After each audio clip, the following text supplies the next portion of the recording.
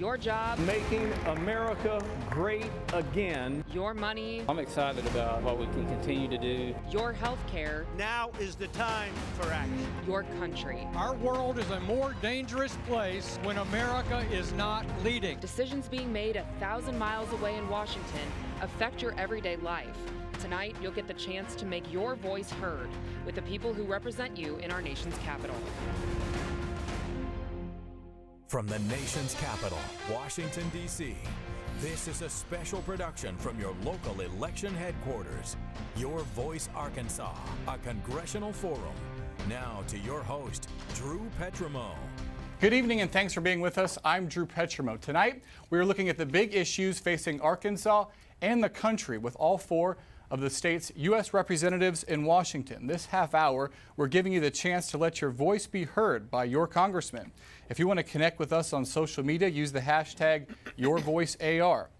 We'll be tracking your tweets and Facebook posts throughout the next half hour. That will be the responsibility of our Jessi Turnure back in our studios in Little Rock. She'll be presenting your questions to your representatives this evening. Joining us, our 1st District Congressman Rick Crawford, representing Jonesboro, Batesville, and West Memphis. 2nd District Congressman French Hill, representing Little Rock, Conway, and Benton. 3rd District Congressman Steve Womack, representing Fayetteville, Bentonville, and Fort Smith. And 4th District Congressman Bruce Westerman, representing Hot Springs, Texarkana, and Pine Bluff. Gentlemen, welcome all of you. Thanks for having us. Thank you. Thank you. 7 months into the 115th Congress, I want to go around the room. Everybody take a minute. Grade yourselves. How do you think the body has performed so far? What accomplishments do you hang your hat on? And what are some of the failures, if you think there are any? Congressman Crawford? Well, I think we're doing above average work. We have control of both chambers, control of the White House, and there was an awful lot to clean up from the previous administration. So if you think about what we've done from a regulatory standpoint, reining in bureaucratic regulations that have been harmful to a variety of industries. I represent a very heavily agricultural district. Things like WOTUS, Waters of the U.S., things like that mean an awful lot to folks back home that we can roll that back. And we've been able to accomplish things like that in this Congress. Congressman Hill. Well, it's good to be with you. I think in addition to a lot of the regulatory work that's been a major effort by the Trump administration with the Congress in the first few months, we've also got a new Supreme Court justice, which I think is a very important accomplishment of our Senate. I think it puts the court back on an even keel, a full membership. And I'd also like to say that we are beginning to do our work on the budget and spending priorities of the Trump administration, which we've undertaken. And finally, we've passed some very constructive legislation that I'm personally pleased with that help our veterans, that give accountability to the VA to make sure we deliver good service to our veterans. So we've got some good accomplishments in the first few months. Well, very, very pleased with what we've been able to accomplish in the House. The House has been very active, and for the last 7 months, we've, as has already been mentioned, churned out a lot of legislation, sent it over to the Senate. I'm an appropriator. We have marked up every one of our appropriation bills through the committee, so they've all been reported to the House. We'll take up 4 of those this week in a security package. As French said, we've got a Supreme Court justice, so if you're looking at it from in the totality standpoint, we've accomplished some things. Now, there are some things that are still not resolved. Health care, tax reform. These are very complicated, difficult issues that are going to take some time to kind of go through and make sure that we get this situation right. So from the House perspective, I give us a solid B. There are some things I wish we could have done a little better, but we'll come back and address those after we get back from the August recess. So overall, I'm pretty happy with where we are. Congressman Westerman. Yeah, and Drew, I think a lot of the achievements of this Congress have been talked about. If you look at the Congressional Review Acts, we've passed 15 of those out of the House. I believe 14 of them have been signed into law. Those are major regulatory reforms, something we can be proud of. We have passed a budget out of committee, but we have got a lot of work to do. There's not time to look back at too many of our accomplishments because there's a lot on the horizon. Health care, tax reform, some more regulatory issues, regaining our Article I constitutional authority. we've got a lot of work left to do. So trying to look ahead and figure out the best path forward to do that. Let's talk more about health care. All four of you voted for the American Health Care Act. It passed in May. This is the House plan to repeal and replace the Affordable Care Act, also known as Obamacare, roundly criticized by leading health care organizations. We're going to put some of them on the screen here. They range from the American Medical and Hospital Associations to the Cancer Society to AARP. Congressman Hill, why not listen when all those organizations are coming out against the legislation that you voted for? Well, we've listened to a lot of different groups over the last 6 and 7 years on how to repair the problems that the Affordable Care Act has created. So we're listening to the American people. What about the 29 million people that are still not insured because they can't afford coverage under the Affordable Care Act? What about the people in group health plans that have seen over 100% average premium increase the last 4 years, 25% a year, with 50% planned in the coming year if we don't reform this law? What about the people who have lost their coverage? What about the people who can't afford their coverage? So this status quo representing those people, though. I mean, I think the AMA represents doctors, and doctors have a point of view.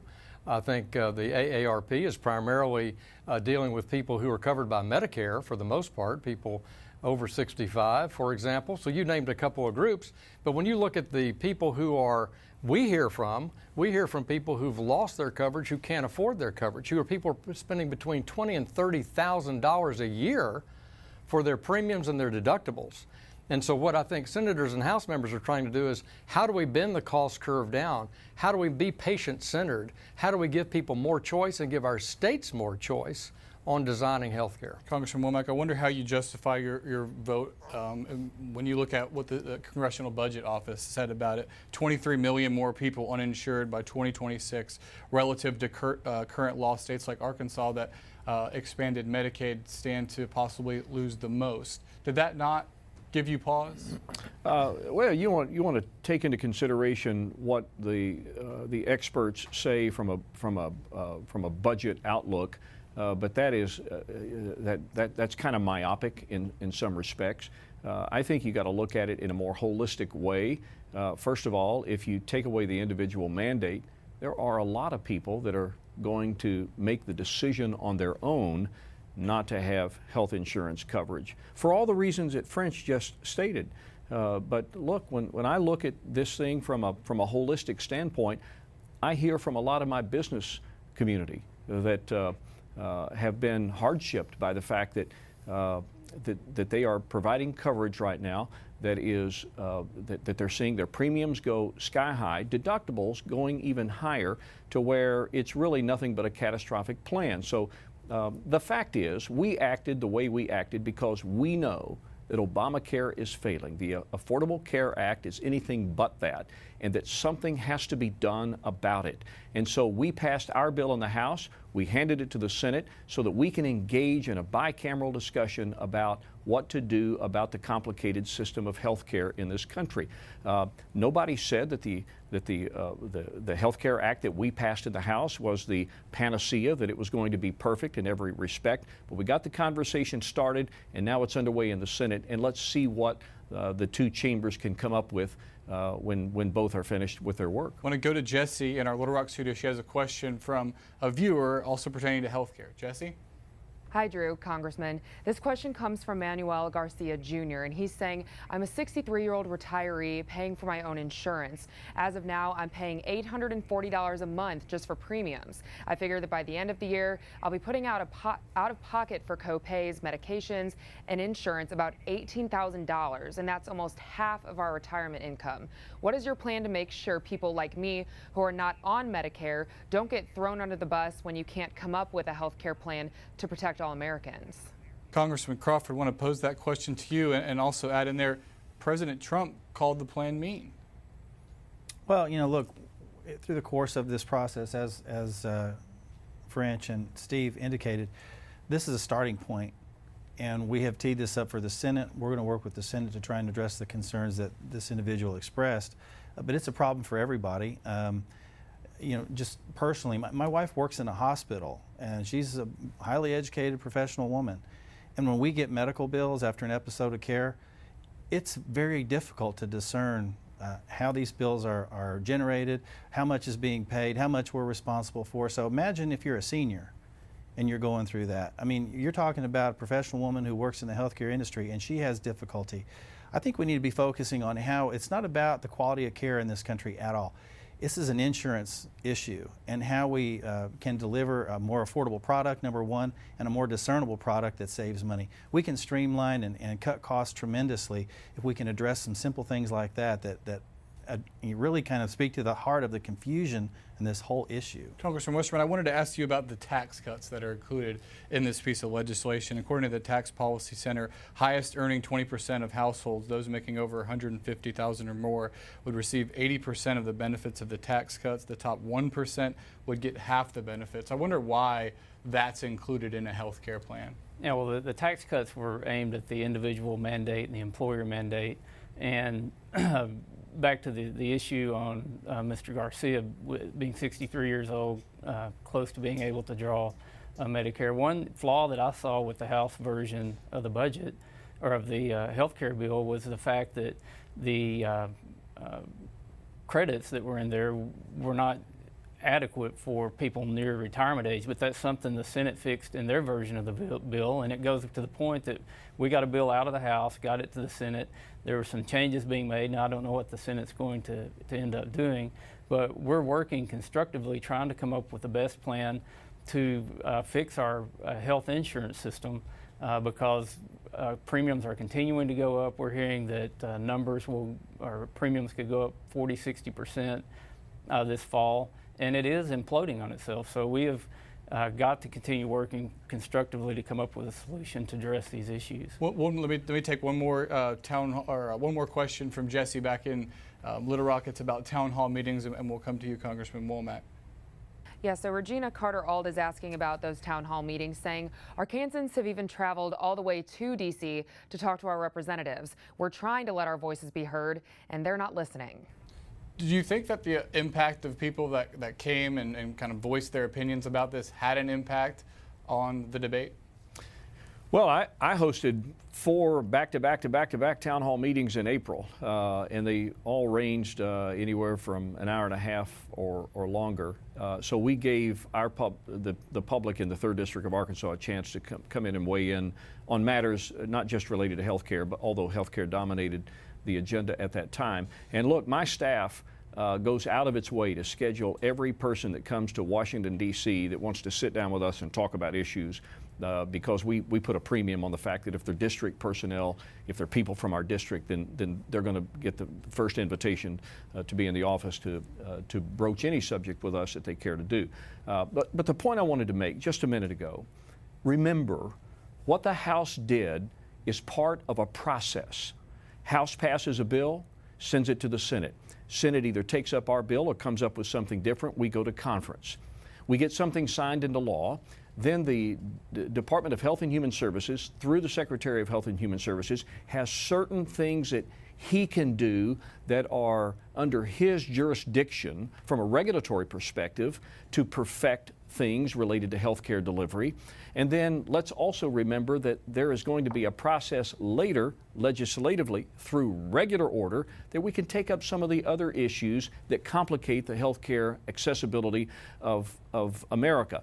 So it's not a House passes something and it's over and done with and take it or leave it. This is a process, and we need to let this process unfold. Okay, I want to change subjects here a little bit.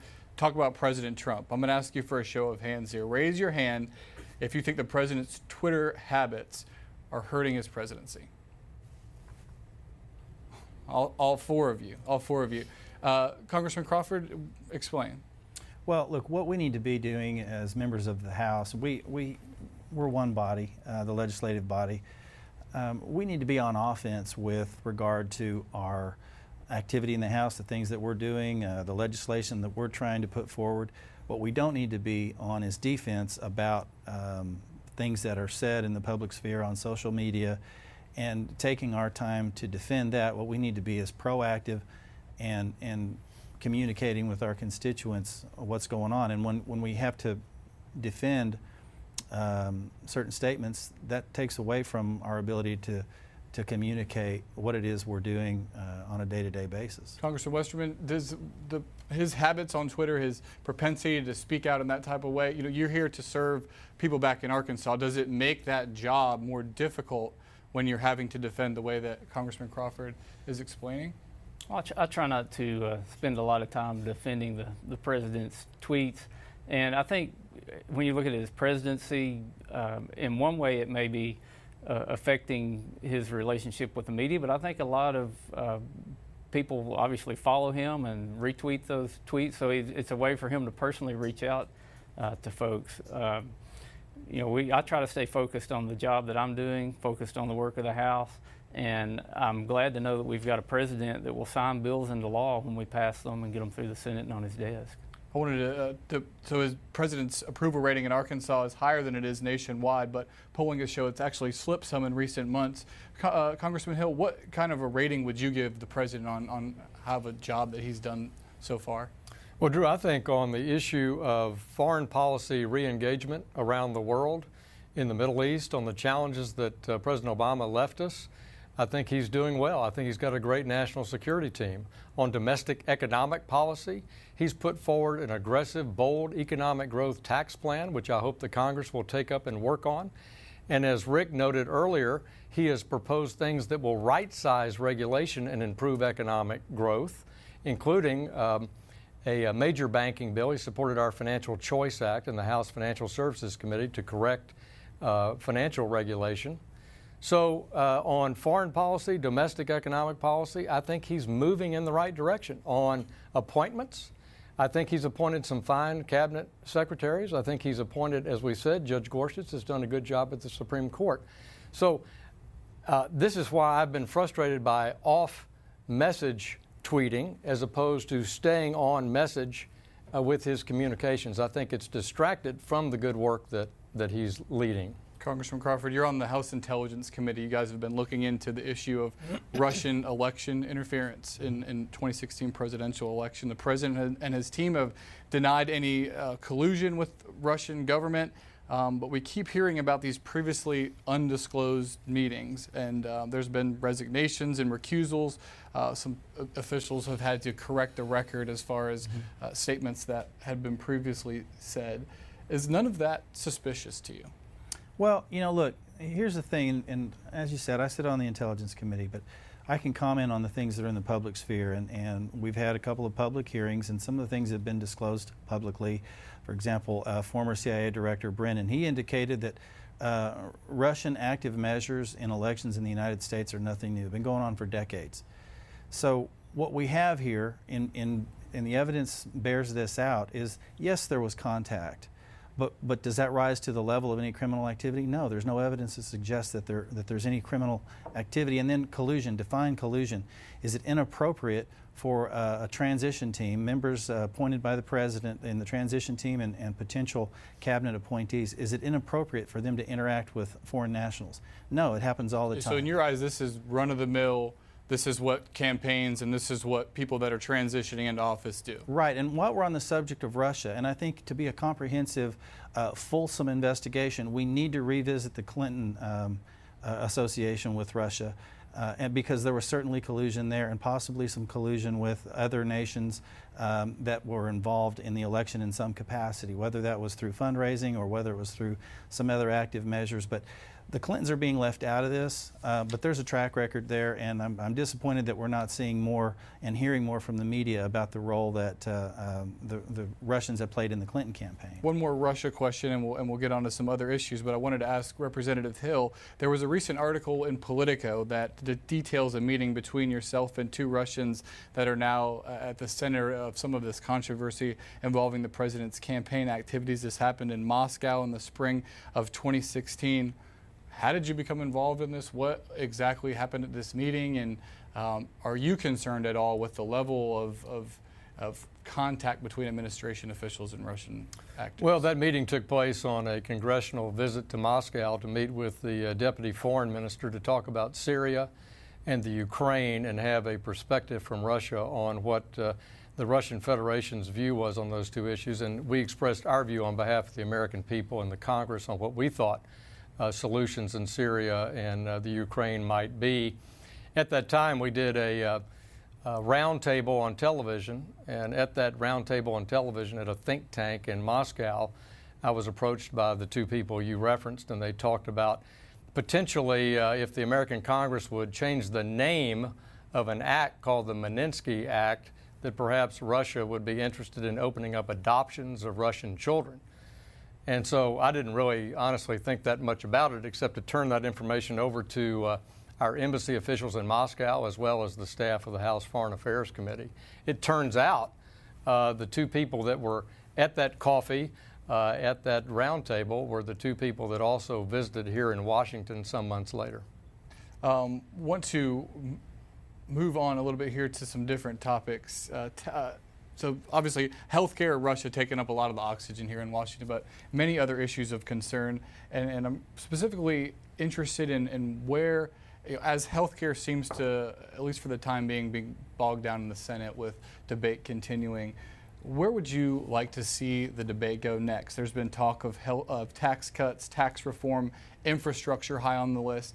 Congressman Womack, what would you like to see the next issue taken up be? Well, all of the above, but let's go back to a previous question. When you ask about, giving a grade to the Congress, I said at the time there are still some things that need to be done that are very important. We have passed a budget out of committee. Bruce and I both sit on the Budget Committee, so we have passed with a unanimous vote on the Republican side our budget. We need to take up that budget and get that budget resolution passed. That budget resolution, through the law, provides a procedure called reconciliation that gives us the vehicle to move, without having to be subject to a filibuster in the Senate, a major tax reform proposal. And so tax reform continues to be one of the promises we've all talked about that the president made in his campaign for 2016 that is still not settled. Ways and Means has been working on tax reform. We expect that once we move the budget reconciliation process of 2018 off the floor of the House and give it to the Senate, that we'll have an opportunity to move a tax reform proposal. It's already been mentioned, infrastructure is really important to Arkansas. It's important in my district. It's important all across our state. Personally, I think that maybe that should have been the lead in the political agenda this year, because it does generate bipartisan support. Everybody likes infrastructure. I wish if we could roll back time that we could have begun with infrastructure and be able to get people back to work, improving the infrastructure of Arkansas roads and bridges, and make that impact on the economy. So those are among the issues that are still unfinished, with a lot more work to do on the healthcare front, as you. Speaking of infrastructure, let's go back to our studio in Little Rock. We have a question on that topic. Yeah, Congressman, this one comes from Scott Richardson, and he's asking, what's the solution to our long-term infrastructure funding issues, and how will that impact I-49? Let's go to Congressman Westerman on this one. What are the prospects for a big infrastructure, $1 trillion type program that the president talked about in his campaign that would require likely bipartisan support? Yeah, and I think an infrastructure project will get bipartisan support, and I agree with Congressman Womack. I wish we had started with that. Maybe it would have set a different tone here in D.C. had we done that. But when you look at funding streams, that's the problem with an infrastructure project, is how do you pay for $1 trillion? And there's actually more infrastructure work in our country that needs to be done than $1 trillion. In the president's proposed budget, they had $200 billion that they proposed for infrastructure. And there's a myriad of ways to fund infrastructure. One thing that's been done in Australia is called recycling, where you actually take state and local infrastructure such as water treatment, sewer treatment, airports. Those are leased for 50 years, and you put the money into an infrastructure account. You've got offshore money that could be brought back in and raise funds that way. You hear a lot about private-public partnerships. When you look around the country, there's places where that works better than other places. I know the Mobile Bay, Interstate 10 is one of the busiest interstates in the country, and the tunnel going under Mobile Bay is the bottleneck on it. So the city of Mobile would like to put a toll bridge over the bay. You could pay for a toll bridge over Mobile Bay, but there's really not any place in Arkansas where tolls work. So it's going to be a multi-pronged approach, and I always tell people this. We're paying about $300 billion a year in interest payments on the debt, and the Highway Trust Fund was short $15 billion last year. So in the big picture, we've got to address our debt issue, our mandatory spending issues, and that's one thing that the budget does. We were looking at over $200 billion of mandatory spending savings in the budget. So let's work on the budget and generate revenue streams so that we can do things that everybody wants to do, and that's infrastructure. Are you concerned that as we move forward, if we go from tax reforms to tax cuts to infrastructure spending, that this is just spend, spend, spend? Like, when do you get to the actual cutting? Well, that's the issue that Steve and I dealt with on the budget committee, is how do we get a budget that balances in 10 years, that addresses the concerns that we have. And when you look at our spending, the 12 appropriation bills that that Steve and the appropriation committee has been working on, that's $1 trillion. The spending last year was $4 trillion. 3/4 of what we spend is in mandatory spending on cruise control. We can't balance the budget on mandatory spending. We're going to have to address the tough issues, or we can't balance it on discretionary. We've got to address the tough issues with mandatory spending, and we're starting to look at that. I want to ask Congressman Hill about the Financial Choice Act. This is a piece of legislation the House passed last month, repeals some of the provisions of the Dodd-Frank Act that was passed in the midst of the Great Recession. Democrats on the Hill have said it's a handout to Wall Street. It removes vital protections that were passed after the economy collapsed. Why is it not that? Well, first of all, the Wall Street banks basically don't support the Financial Choice Act. What we've seen in the last 6 years is the big banks on Wall Street have gotten bigger and more profitable, and our community banks in towns all across Arkansas have gotten smaller and had more compliance costs.